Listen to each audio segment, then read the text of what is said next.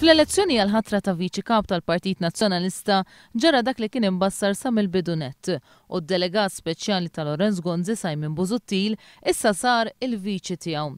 Busuttil kiseb 73% tal-voti kontra 27% ta' Tonio Fenek. Dan ir-riżultat qed ikun ikkunsidrat bħala disfatta qawwija ħafna l-kabinet li fil-maġġoranza assoluta tiegħu kienet jappoġġja b'saħħa lil Tonio Fenek.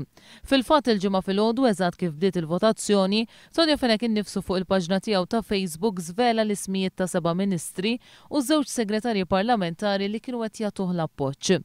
Madankollu għall-att tal-voti u għad-diskorsi li saru wara ebda ministru li appoġġja lil Tonio Fenek ma kien preżenti. Ir-riżultat qed ikun ikkonsidrat ukoll bħala umiljazzjoni qawwija għal Tonio Fenek innifsu, meta wieħed iqis li ġarrab din id-disfatta kbira jumejn biss wara li għadu kif preżenta il-baġit għas-sena d-dieħla.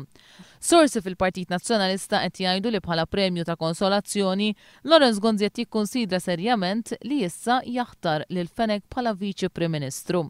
Sa dan it-tant fil-votazzjoni tal-ġimgħa filgħaxija kienu 25 il-Kunsilliera Nazzjonalisti li ma ġabrux il-vot tagħhom.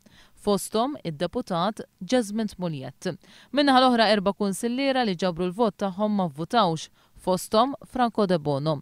Fil-waqt li Simon Busuttil qabel ma nħatar viċi kap tkellem dwar rikonċiljazzjoni ma' Franco De Bono, immedjatament wara li tħabbar ir-riżultat għall-mistoqsija ta' One News għalli mandu l-ebda ħsieb ibiddel id-deċiżjoni tal-eżekuttiv li ma jħallix lil De Bono ikun kandidat nazzjonalista fl-elezzjoni ġenerali li ġejja.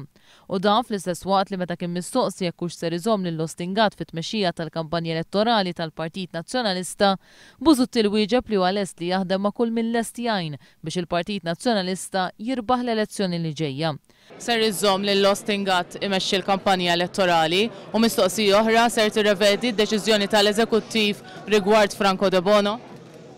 Il-deċiżjoni tal-Eżekuttiv hija dik li jiena m'għandi l-ebda ħsieb li nbiddilha dwar Ostingat u l-kumplament tat-tim jiena lest li naħdem ma' kull min lest li jaħdem miegħi biex nirbħu l-elezzjoni li ġejja. Meta indirizza lil grupp ta' partitarji nazzjonalisti li segwew l-att tal-voti, Lorenz Gonzi ddeskriva l-elezzjoni ġenerali li ġejja bħala battalja. Imma għandna għal xiex nirbħuha din il-battalja. Għandna b'xiex nirbħuha din il-battalja.